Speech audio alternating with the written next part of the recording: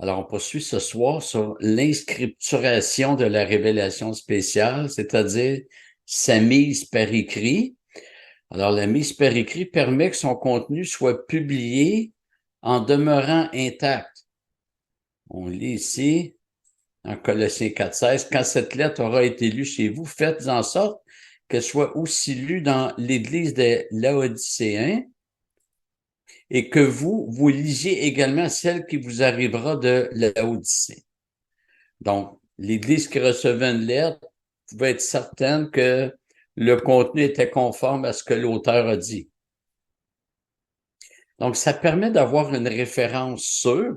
C'est quand même fascinant de savoir qu'en ce qui concerne la Bible au complet, donc le Nouveau Testament, ça fait presque 2000 ans que tous les chrétiens, on a la même Bible, la même référence et on adhère à la même foi, bon, quelques divergences près, là.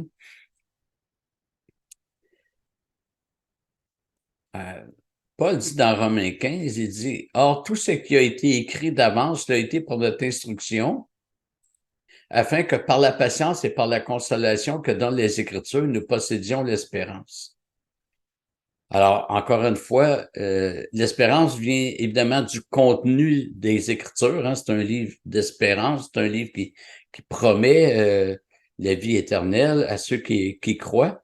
Mais l'espérance est solide parce que nous avons une référence sûre qui est l'Écriture. Puisque le Seigneur a dirigé les auteurs bibliques, nous pouvons dire que ce qu'ils ont rapporté est ce qui nous est nécessaire. Ils auraient pu en dire davantage. L'avant-dernier chapitre de l'Évangile de Jean nous dit, Jésus a fait encore, en présence de ses disciples, beaucoup d'autres miracles qui ne sont pas écrits dans ce livre. Mais ceci est écrit afin que vous croyiez que Jésus est le Christ, le Fils de Dieu, et qu'en croyant, vous ayez la vie en son nom. Ce que Jean nous dit ici, c'est qu'il aurait pu écrire énormément plus. Mais il a dit ce qui était nécessaire pour qu'on croie que Jésus est le Christ, le Fils de Dieu, et qu'en croyant que nous ayons la vie en son nom. Donc, un coup que le but est atteint, c'est pas nécessaire d'en rajouter. Parfois, il y en a qui ont des curiosités puis disent ça serait le fun si la Bible nous disait telle et telle chose. Si c'est pas dans la Bible, c'est pas nécessaire. Alors, la Bible n'est pas là pour répondre à nos curiosités, mais plutôt pour affirmer notre foi. La mise par écrit favorise la propagation de la révélation. Habakkuk 2.2, l'Éternel me répondit en ces termes, écris une vision, grave-la sur les tablettes, afin qu'on la lise couramment. Alors, c'est écrit sur des tablettes, alors ça peut circuler. Et ça permet la préservation de la révélation.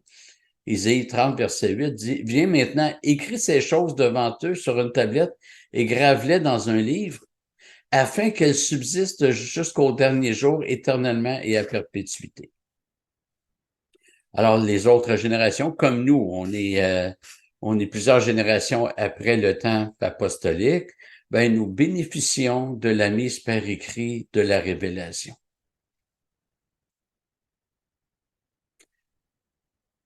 Deutéronome 31, Moïse écrivit cette loi et il l'a remis au sacrificateur, fils de Lévi, qui portait l'arche de l'alliance de l'Éternel, et à tous les anciens d'Israël.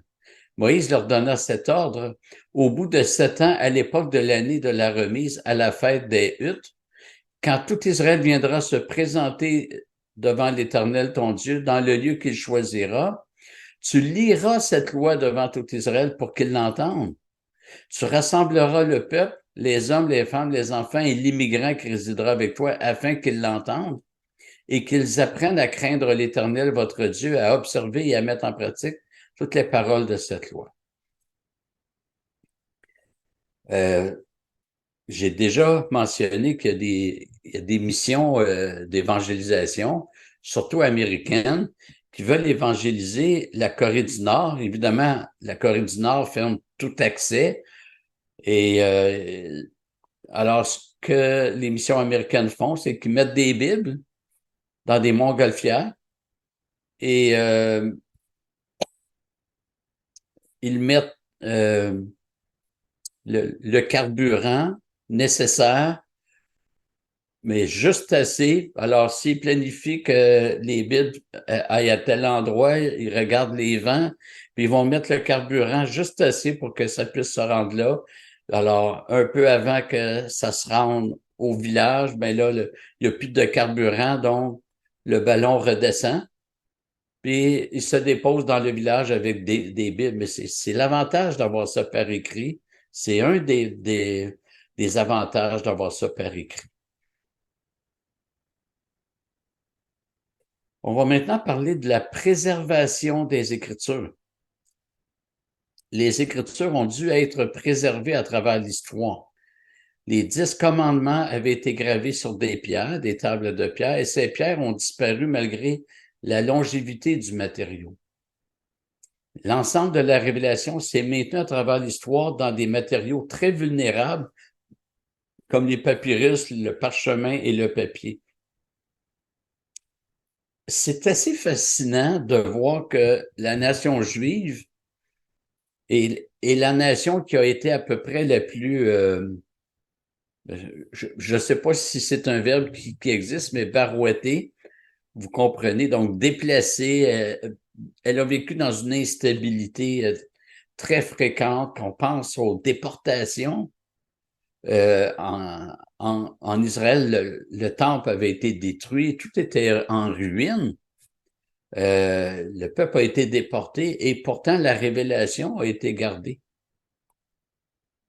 Alors, ça prend un Dieu qui pourvoit, un Dieu qui protège sa parole pour que ça arrive. Il y a des opposants qui ont tenté de faire disparaître la Bible. Ce fut le cas de l'empereur romain Dioclétien en 303. Il y eut un édit afin que toute Bible soit détruite par le feu. Les chrétiens sont alors demeurés discrets pendant quelques années, de sorte que Dioclétien pensa avoir réussi au point où il fit frapper une médaille sur laquelle il fit graver « La religion chrétienne est détruite et l'adoration des dieux restaurée ».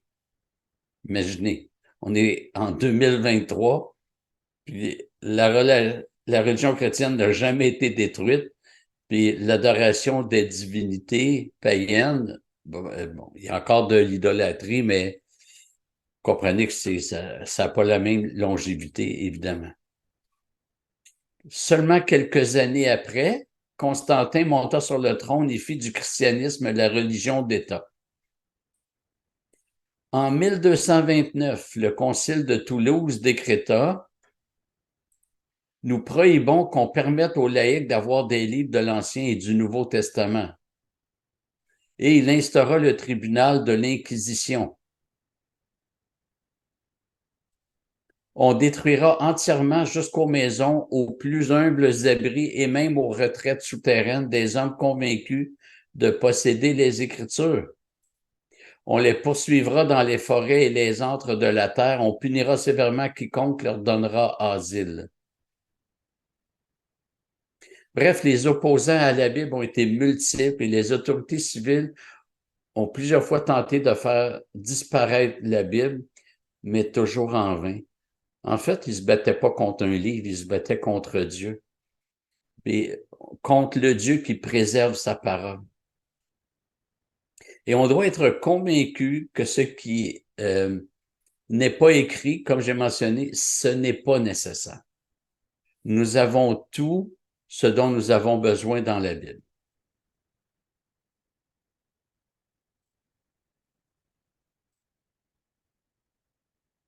Alors, j'ai parlé de la nécessité de l'Écriture, mais cette nécessité implique une intervention spéciale de la part de Dieu envers sa parole. Parce que si c'est nécessaire, ben Dieu doit nous donner ce qui est nécessaire. Et puisque le but de Dieu est de sauver des hommes par le moyen de la révélation rédemptive, donc l'Écriture, et que cette révélation doit être écrite et qu'elle doive être préservée du monde déchu, Ces nécessités impliquent que le Dieu souverain a gardé lui-même sa parole.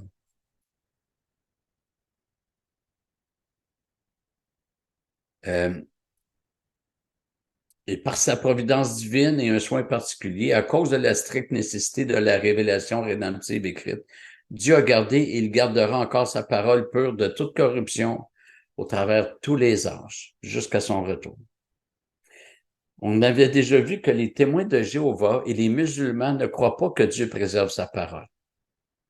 Les deux groupes croient que l'Église des premiers siècles a falsifié les Écritures. Les témoins de Jéhovah, les musulmans d'abord, disent ça parce que quand on leur montre le Coran, dans le Coran, c'est écrit que les livres de Moïse, les prophètes et les évangiles ont été donnés par Dieu. Fait qu'on leur montre, puis on leur dit, donc vous devez croire ce qui est écrit, et on leur montre que Jésus est Dieu, qu'il est ressuscité. Ils disent, oh, attention, votre Bible n'est plus la Bible originale, elle a été falsifiée. C'est l'argument qu'ils donnent. Alors, ce qu'on peut leur répondre, c'est donc vous ne croyez pas en un Dieu qui préserve sa parole. Qu'est-ce qui vous dit que votre Coran a été préservé? Vous dites que votre Coran est donné par Dieu. Si vous ne croyez pas en un Dieu qui préserve sa parole, vous n'êtes pas certain que votre Coran a été préservé. Les témoins de Jéhovah affirment que les copistes, les transcripteurs des premiers siècles ont retiré le nom Jéhovah qui figurait dans le texte original. Parce que, pour être honnête, le nom Jéhovah est totalement absent de tout le Nouveau Testament. Jéhovah ou Yahvé, là, c'est pas mon point. Le nom hébreu, qu'on appelle le tétragramme, parce que c'est quatre caractères hébraïques, le nom hébreu est totalement absent dans le Nouveau Testament. Et les témoins de Jéhovah ont falsifié la Bible. D'abord, surtout lorsqu'elle parle de la divinité de Jésus-Christ. Et comme ça ne fait pas leur affaire, dans leur pseudo-Bible, ils ont mis le nom Jéhovah là où le texte a le mot kurios, c'est-à-dire Seigneur.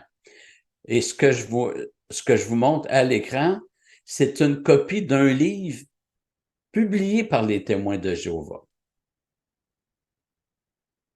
Et c'est le verset de Colossiens 3,24. À gauche, vous avez un interlinéaire, c'est-à-dire une ligne avec le texte grec, et immédiatement en dessous, la traduction mot à mot. Et à droite, c'est leur version. Alors, à gauche, dans l'ovale rouge, vous avez le mot Lord, Seigneur, mais juste en haut, c'est Curiou. Et dans l'ovale bleu, c'est toujours le mot Lord, Seigneur, puis là, c'est Curio. La terminaison n'est pas pareille, mais c'est pas un autre mot. C'est juste qu'en grec, la terminaison change pour nous informer de la fonction du mot dans la phrase. Est-ce que c'est un sujet? Est-ce que c'est un complément? Mais c'est le même mot. C'est comme un verbe en français. Au futur, c'est marchera. À l'imparfait, c'est marchait. Mais c'est le même verbe. Il y a le même sens, sauf que c'est pas le même temps. Mais ici, c'est le même sens. C'est curios qui n'a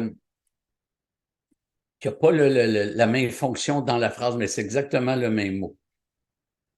Alors, dans leur livre, ils reconnaissent que c'est le même mot. Ils traduisent par Lord dans les deux cas.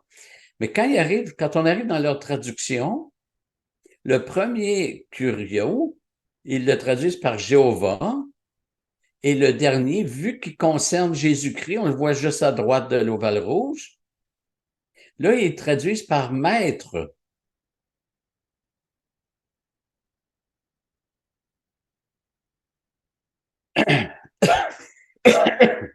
Donc, ils n'ont pas traduit par Jéhovah. D'abord, ici, c'est pas le mot Jéhovah. Eux mettent Jéhovah. Ils disent que dans l'original, c'était Jéhovah. Mais qui décide, ça c'est une première difficulté, qui décide que tel mot curios, il a été modifié par les copistes, puis tel autre mot curios plus loin n'a pas été modifié? C'est très arbitraire. C'est laissé à l'imagination, au désir on n'est plus dans une révélation inspirée. Puis deuxièmement, si on croit que tous les copistes, parce qu'on a 0 manuscrit où il y a le mot Jéhovah dans le Nouveau Testament, ça n'existe pas. Alors, si on croit que tous les copistes se sont entendus aux mêmes endroits pour falsifier sur le nom Jéhovah, qu'est-ce qui nous dit qu'ils n'ont pas taponné sur d'autres choses dans les manuscrits? Alors, on n'a plus aucune...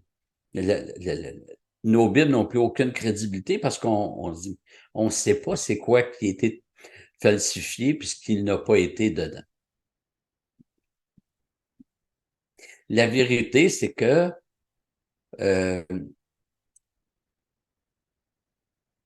nom Jéhovah n'existe pas du tout, n'est pas du tout employé dans le Nouveau Testament.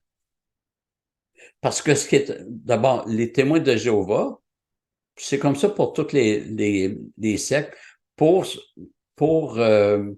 convaincre des gens de venir vers eux, ils doivent trouver quelque chose, une originalité où ils seront les seuls.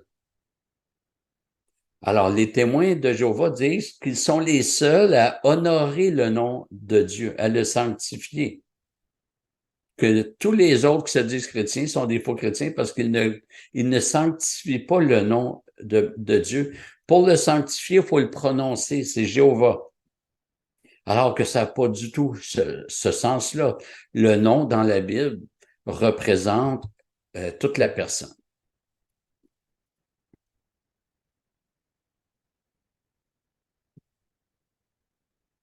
Et donc, on doit croire que le Seigneur a préservé sa parole. Donc, ce qui est dit par les musulmans puis par les témoins de Jéhovah, c'est irrecevable. On va regarder maintenant la question des variantes de manuscrits. Dans la plupart des Bibles, il y a des notes de bas de page pour nous dire que certains manuscrits ont une variante.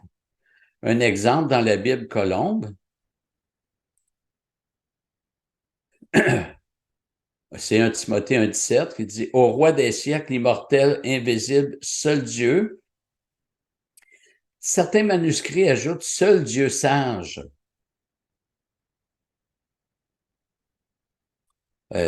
J'en ai parlé dans le cercle de lecture, mais c'est pas tout le monde qui était là. Il faut savoir que tous les manuscrits qu'on a sont des copies. On a quelques copies de mémoire là, du 2e siècle, après ça, 3e, 4e. On n'a pas aucun original. Mais on a tellement de copies que c'est fiable. Quand toutes les copies convergent, on se dit c'est fiable. Bon, il y a des variantes. Wayne Grudem affirme dans son livre de théologie systématique que pour 99% des écrits bibliques, nous sommes certains de ce que les originaux comportaient. De plus, il y a des variantes qui ne changent rien au sens, comme ce qui est à l'écran. Seul Dieu sage, même si le mot sage n'est pas dans l'original, ben, on sait que Dieu est sage parce que c'est bien attesté ailleurs.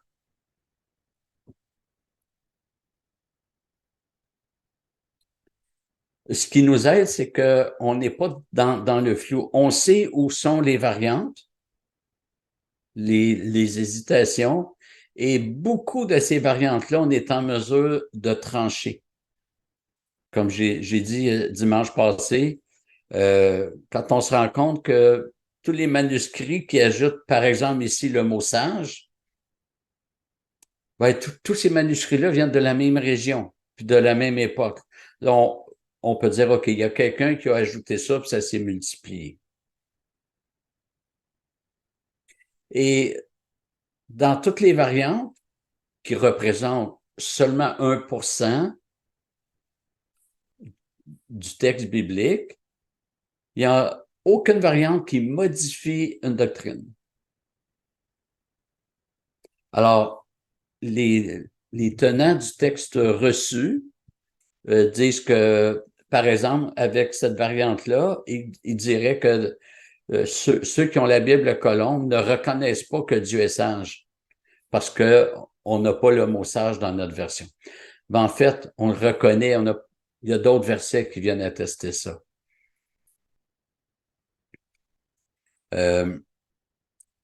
Les, les variantes ne, ne sont jamais dans les originaux, évidemment, parce que il y a juste un original de chaque livre.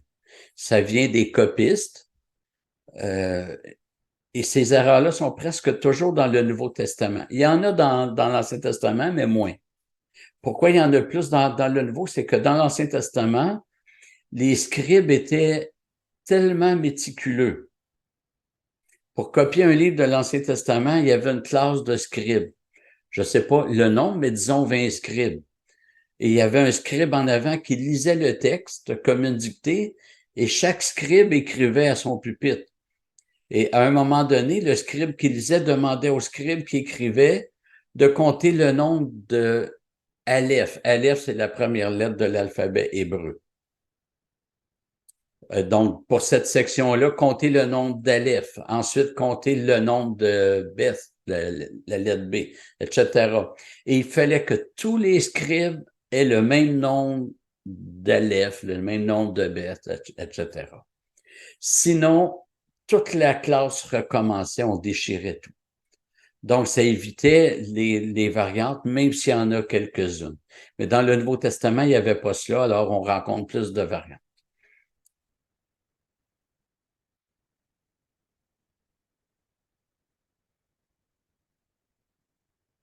Euh, aussi, les copistes mettaient parfois en marge des notes, et certaines de ces notes ont fini par être intégrées au texte par d'autres copistes. Je ne sais pas si d'autres copistes se sont dit, ah ben si le copiste a mis ça en marge, c'est peut-être qu'il l'a oublié, puis finalement il l'a mis en marge pour pas refaire tout. Je ne sais pas, mais il y a des notes marginales qui se sont retrouvées dans le corpus du texte. Alors voilà, on va s'arrêter ici. Merci de votre attention.